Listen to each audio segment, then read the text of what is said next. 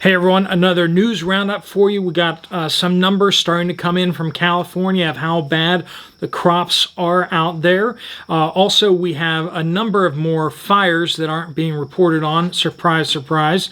Potentially arson attacks against warehouses, against food distribution points. We're going to cover those real quickly here to give you the information that you guys need to make informed choices out there. All right, so the USDA has just come out with a report saying that 531,000 acres of California farmlands have remained unplanted this year, which is a 36% increase since August last year. So we have basically the amount of farmland not planted. Now, this number includes land that has been intentionally left fallow to rejuvenate, but then it also includes breakout for cropland that has not been that they intended to plant, but then they ended up not being able to plant, or they planted it and the crops died. So that land that was intended to be planted is twice as large as it was last year. Up to 270,000 acres. And that's a big number, folks. That's land that should have been planted or was planted and the crops died off. Tomatoes are about to be impacted very big. 96% of America's total consumption of processed tomatoes, so canned tomatoes and jarred tomatoes and ketchups, everything that goes into like a shelf-stable processed tomato product, 96% of that comes from California's Central Valley. That one valley, 96%. They just have the canneries all lined up around there, and they haven't been getting enough water. So there is a great question of what that crop is going to look like. Nearly 3/4 of U.S. farmers say, across the entire United States, say that this year's drought is hurting their harvest with significant crop and income losses. That's what the surveys are coming back as. Now remember that in areas that are drought stricken in the United States, they produce 80% of the fruits, nuts, and vegetables, and more than 80% of the wheat. More than 50% of the United States is dairy, and more than 70% of the U.S. is beef for our nation. Those are the areas that have been struck by drought this year. So are we vulnerable? Yeah, we are. If it decreases 10%, if it decreases 15%, it decreases 20%, what 20% of the U.S. population is not going to eat now? That's the question. Is it going to be you? Is it going to be me?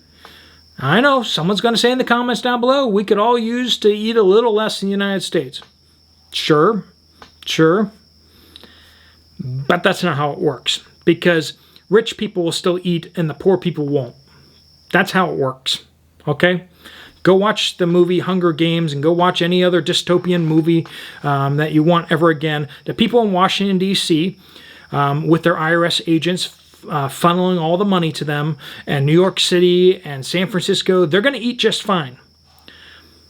The people who live in lower income zip codes are going to go to the stores and they're going to be empty.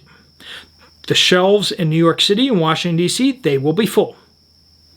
The people get on these comments all and type up these comments all the time where my store, it doesn't have any shortages. Why do you keep going to Walmart? You should go to this fancy grocery store. My Whole Foods is still stocked.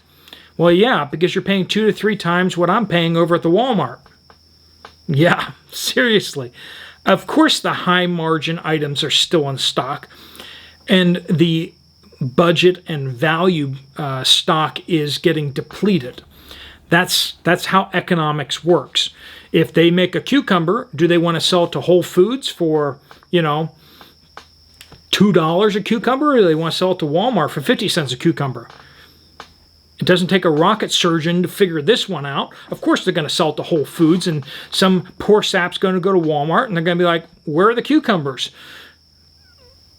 And the rich people are going to be like, look, there's plenty of cucumbers in my Whole Foods. And if you think it's bad at Walmart, then go to the food pantry. Because the food pantry gets shafted first, then the Walmarts and the Aldis, then finally the rich people in their fancy stores will feel the pain after that. All right, so some of these fires here. So there was a sprinkler system that prevented... The only reason this showed up in a story in the first place is because they wanted to write about how wonderful it was that the fire suppression system worked at this warehouse in the UK. Because I've noticed a distinct trend that the only time I see warehouse fires and food processing plant fires covered in the news, it's always a local news now. National news doesn't cover them anymore. It's like somebody sent out a letter saying don't cover these anymore. So it's a local agency, local news network, and then on top of that, usually they have some other reason why they're reporting on it. I see some of these logs from fire companies and stuff like that, and I see fires on there that nobody wrote a news article about, even though warehouses or factories had fires. They're not allowed to talk about them anymore. It's funny how it is. We're only allowed to talk about certain things. But this 30,000 square meter high bay warehouse is a large enough to accommodate 5 football pitches, and that's soccer fields in the UK, right?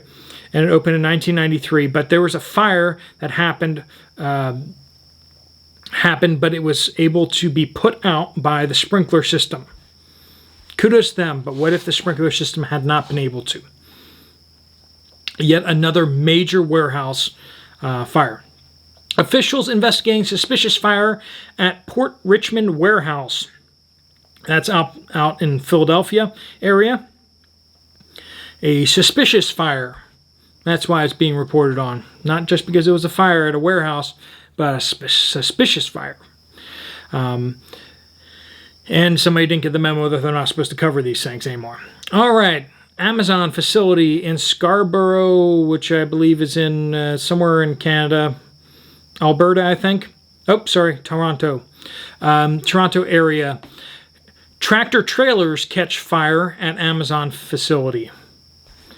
It did not spread completely to the building, but it was in danger of doing so. All right, Dry Branch onion packing facility. That sure sounds like a food processing plant to me. 88,000 square foot facility. Housed office space, cold storage, onion drying, and packing equipment for the David Gerial Farm fire. They still have not officially determined the cause or origin of the blaze. All right. That's another one there. Montebello poultry business burns. That sure sounds like a food processing plant to me, but we can't say that because, you know, we'll get a fact checker down below telling us that these are not all intentionally started. Some of them might be, but not all of them. We also have reports out here now coming in from Germany that half of Germany's harvests are expected to fail due to the drought. Half of Germany's farms, crops are going to fail this year due to the drought. What about France? We haven't gotten word on them yet, but the way that everyone in Europe likes to just slap a smiley face on everything, I swear they have all these smiley face stickers they just stick on everything whenever they write a report. It's just like, no, there's no problem. There's no problem here. We're not going to run out of anything. We're good. Everything's fine. We'll just have the European Union Central Bank print more money. It's worked every time so far. Yeah, but see, money won't heat people's homes in the dead of winter. The electricity prices have just surpassed 1,000 euros per megawatt hour. You can't just print money for that. But what the European Union and some of these countries are now moving to do is to cap prices. So yeah, as I said, high prices always lead to price caps or price fixing, which leads to more shortages, which always lead to rationing. We're at the price fixing, which will then make the shortages worse, because if you're a power company, you're not motivated to actually pump out more power at more cost because you're not going to make any money off of it. So what are you going to do? You're just going to shut down the facility, right? If it's going to cost you a lot of money to produce a megawatt hour, say you can make another megawatt hour for 500 euros, but they're going to price fix it down to 400 euros. You're not going to produce that megawatt hour, right? That's exactly how it works. You're just not going to produce it. Oh, well, that's so unpatriotic. Everyone should just try really hard to make all the power. I'm sorry, but people are going to act in their own self-interest, and that is normal. The politicians are acting in their own self-interest as they put these price caps on, and they're going to expect that all the people that own factories and run these facilities aren't going to look out for their own self-interest.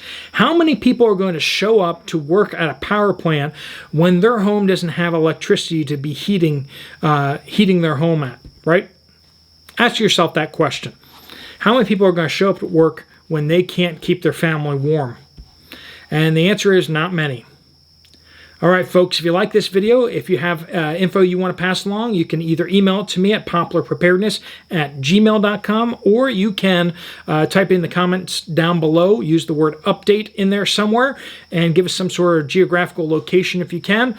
And I will see you guys later. Here's another video you might want to check out as well.